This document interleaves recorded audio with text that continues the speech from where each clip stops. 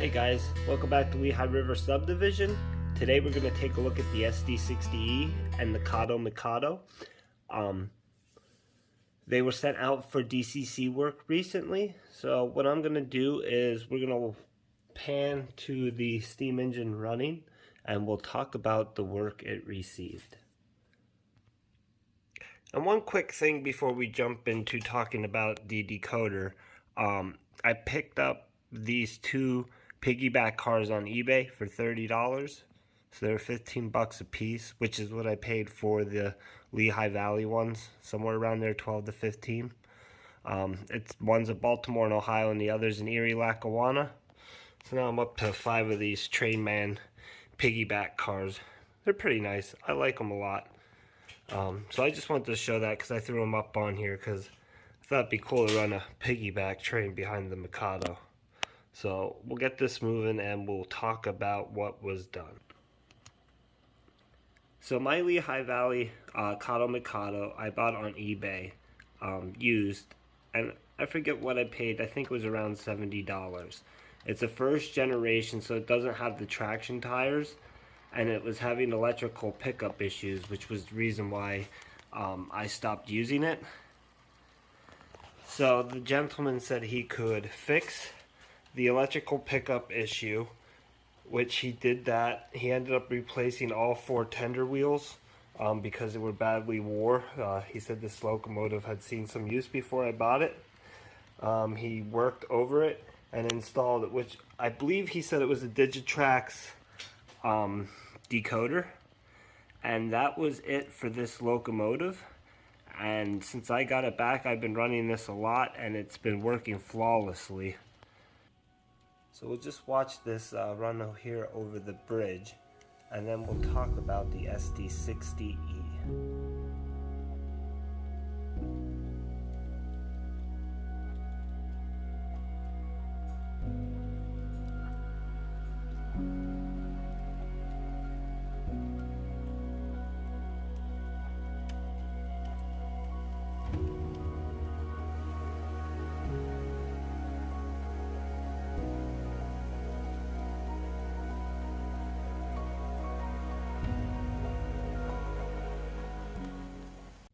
So let me put a pause, rewind before we get into the SD60E, and let me say that the gentleman who did my decoder work, his first name is Edwin. I purchased the Lackawanna ABA set from him that had the ESU sound decoder. If you watched some of my recent mail calls, you've probably seen that. We got talking and on Facebook Messenger, and we started talking about the Kato Mikado somehow, and he said he could fix mine. So he had given me a price to put the digitrax decoder in there, and I figured, well, I'm sending one engine, I should send them 2 because of shipping. Instead of sending 1 at a time, I'll just save money, do 2 at a shot. So I sent a message to him asking him if he could do my SD60E because it needed an ESU board for the sound to work, because this was sound ready with the speaker. So he said go ahead and send it with. After he gave me a price, which was very fair. I think it was $20 for him to install the board. The killer was the board cost $90. But hey, what can you do? That's what the decoder cost. That's not him. So the speaker ended up being bad from factory, from Atlas, that was in there for the sound ready. So he ended up having to replace that as well on the SD60E.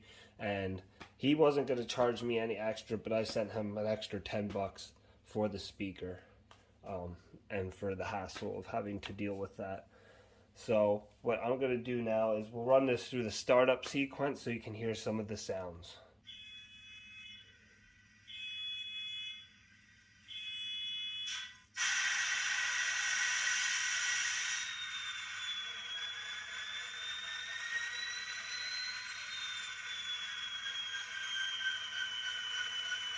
So this unit does have ditch lights, so if I hit the button here on the controller, you can see the ditch lights came on. Now when I blow the horn, they'll flash together. The ditch lights are very faint on the front of this unit.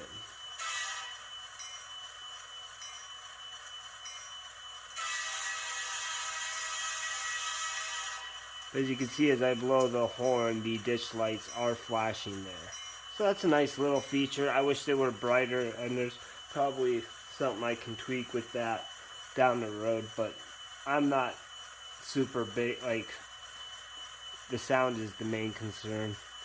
So there's the bell here.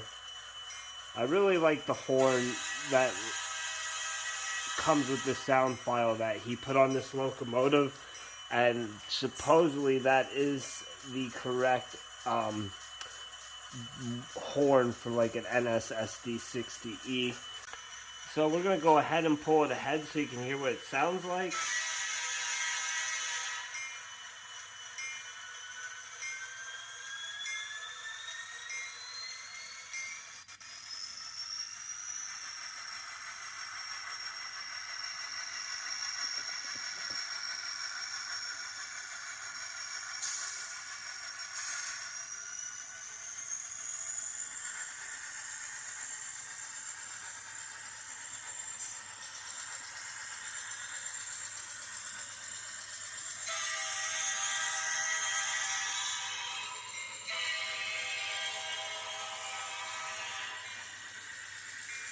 And then there's this that kicks up the engine.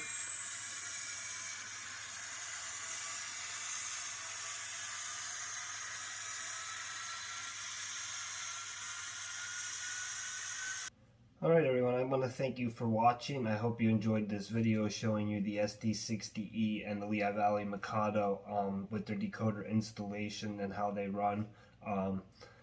I just went over the basic sound functions, the horn, the bell, and some of the engine throttle controls like the drive, hold, and the RPM rev, which is a new feature on that ESU decoder on the SD60E, because the decoder in that is a newer version than what comes in the Atlas locomotives from factory. So some of the icons are actually different in the cab control. So I have a lot to learn on the functions and what they do. I don't really have a great understanding on that. So I can't really help you there until I learn more on that, but I've been playing and learning with the DCC as I go, and baby steps. So I just hope you enjoyed the video. I'm going to stop talking here, and I'm going to throw in a bunch of clips here, or a few clips here at the end of these two locomotives running, and we'll see you down the tracks. Thanks everybody.